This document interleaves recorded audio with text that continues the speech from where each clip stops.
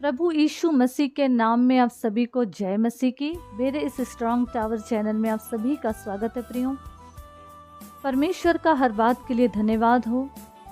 परमेश्वर ने जबकि हमसे वचन के द्वारा हर पल बात कर रहे हैं और करते आए हैं आदि से। परमेश्वर ने आदि में भविष्यवक्ताओं नबियों के द्वारा बात की। हमको ये समझना है, हर एक से बात किए हैं। अभी परमेश्वर इस वक्त में परमेश्वर पवित्र आत्मा के माध्यम से बात कर रहे हैं, वचन के माध्यम से बात कर रहे हैं, अपने दास दासियों के जरिए बात कर रहे हैं, जो सच में आत्मा और सच्चाई से परमेश्वर के कार्य को कर रहे हैं, वचनों को फैला रहे हैं। तो आज अगर हम देखें तो आज इस पृथ्वी में रहकर हर मानव कोई खुश नहीं है, कहीं ना कहीं कोई सब दुखी है, सब करा रहे हैं। सबको अपने फ्यूचर की चिंता, किसी को अपने आने वाले कल की चिंता, किसी को अपने पढ़ाई की चिंता, किसी को अपनी शादी ब्याह का चिंता, नौकरी की चिंता, यहाँ तक कि अब मनुष्य ये भी सोचता है कि हम मर जाएंगे तो कहाँ जाएंगे।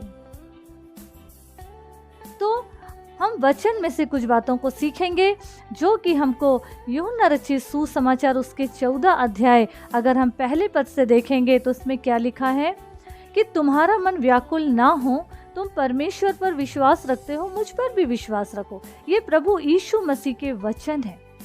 उन्होंने क्या कहा कि तुम परमेश्वर पे विश्वास तो रख रहे हो, पर मुझ पर भी विश्वास रखो। मैंने तुम्हारे लिए जान दे दिया है। प्रभु का धन्यवाद हो हर बात के लिए। आगे लिखा है, मेरे पिता के घर में बहुत से रहने के स्थान हैं, अगर नहीं होते तो मैं तुमसे कह देता। और वचन क्या कहता है कि मैं तुम्हारे लिए जगह तैयार करने जा रहा हूँ। एक बात यहाँ पे हमको सीखना और समझना है, प्रभु यीशु मसीह का वचन हमसे क्या बोल रहा है प्रियो, ये हमको समझना है कि तुम्हारा मन व्याकुल ना हो। तुम परमेश्वर पे भरोसा रख रहे हो, विश्वास रख रहे हो, अच्छी बात है, पर मुझ पर भी विश्वास रखो। मेरे पिता के घर में बहुत से रहने के स्थान है, अगर नहीं होते तो मैं तुमसे कह देता। प्रियो, हमको ये समझना है कि वो जगह तो तैयार है, पर वहां पे मकान हम कैसे बना रहे हैं।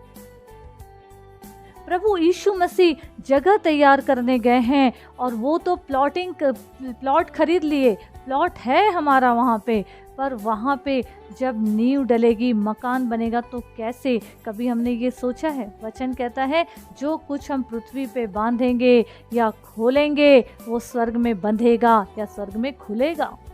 इसका मतलब ये हुआ कि पृथ्वी में जो कर्म हम कर रहे हैं उसी के जरिए, कर्मों के जरिए वो मकान तैयार होगा।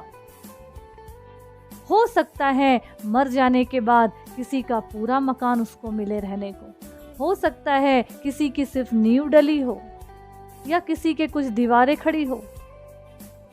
तो आज हमको ये समझना है, प्रभु परमेश्वर पिता जिन्होंने ये समय, अनमोल कीमती समय हमको दिए हैं, उसका हम क्या फ़ायदा उठा रहे हैं? कभी हमने ये सोचा है? हमको ये समझना है प्रियो कि परमेश्वर ने ये जो जीवन हमको दिए हैं, हमको यहाँ व्याकुल होने की ज़रूरत नहीं है, चिंता करने की ज़रूरत नहीं है, क्योंकि हम चिंता करके अपने जीवन का ना घटा सकते हैं एक सेकंड, ना ही बढ़ा सकते हैं।